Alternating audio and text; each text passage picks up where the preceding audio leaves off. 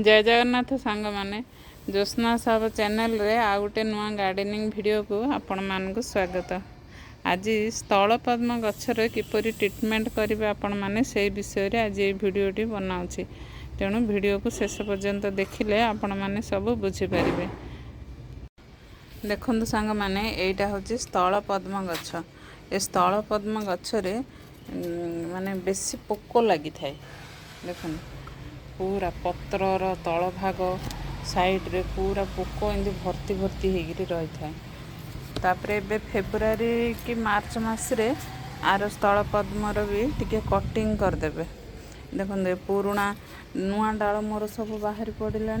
ए पुराणा डाल को मु कौन करी टिके कटिंग करदेवी। आउ जो पोक लग जाइए ताकू नीम ऑयल मिसेकरी ताकू स्प्रे करदेवी। नुआ डाल सब बाहरी बाहरी आसूची। ए पुराणा डाल को कटिंग करदेले ही नुआ डाल बाहर आहिरे फूल हम। देखो सब एमती नुआ डाल ये बाहरी मो साइड रो कटिंग करदेली। आगुरी भी आउरी टिके करिथिले भल भी होता। देखो ये डाल को भी मुझे कटिंग कर दूची। ये नुआ शाखा सब बाहर मुझे कटिंग कर दूची।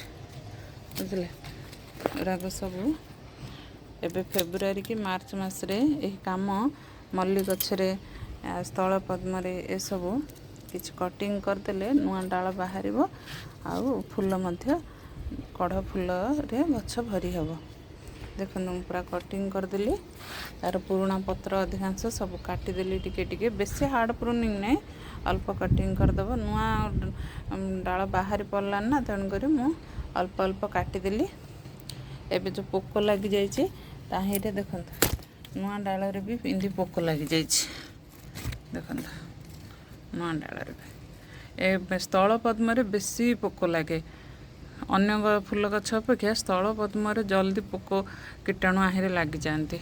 एटा को प्रति सप्ताह को थरे आहिरे निम पानी स्प्रे करिया दरकार। स्थल पद्म रे एबे निम पानी स्प्रे करदेवी।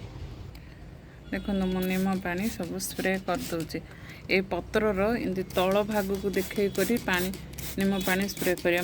कारण पोक गुड़िक बेसी देखो ए पत्रर एमती तल भाग बेसी लगती। ऊपर भाग अपेक्षा गछर पत्रर तल भाग बेसी पोक लग जाती। तेणुक पत्रर तल साइड एमती ऊपर साइड प्लस तल साइड दी साइड जाक एमती स्प्रे करदेवे निम पानी। आउ थे 2 दिन पर आउ थे स्प्रे करदेवे। ए स्थल पद्म रे बेसी पोक लग जाए। देखो सांग मैंने मु चारिआडे पत्रर तल भाग प्लस ऊपर भाग चारिआडे निम ऑयल को स्प्रे करदेली। देखो से पोकरा केमी भी उड़ुंट। आउ 2 दिन पर आउ थे स्प्रे करदेवे। लगातार 3 थर स्प्रे करदेवे। तापर गछर मूलर आजबाज गछ को सब सफा करदेवे। बुझे सफा करी से मूल टिके सफा करदेला परे मूलटा को टिके कोड़ा खोसा करदेवे। एमती कोड़ा खोसा पूरा 2 इंच तल को माटी की पूरा हल्का ऊपर माटी की पूरा हल्का करदेवे। कोड़ा खोसा करदेवे। तापरे किछि खत देदेवे। देखो न सांग माने मो नर्सरी रू ए खत आनिग्रे डाबारे रखिछि।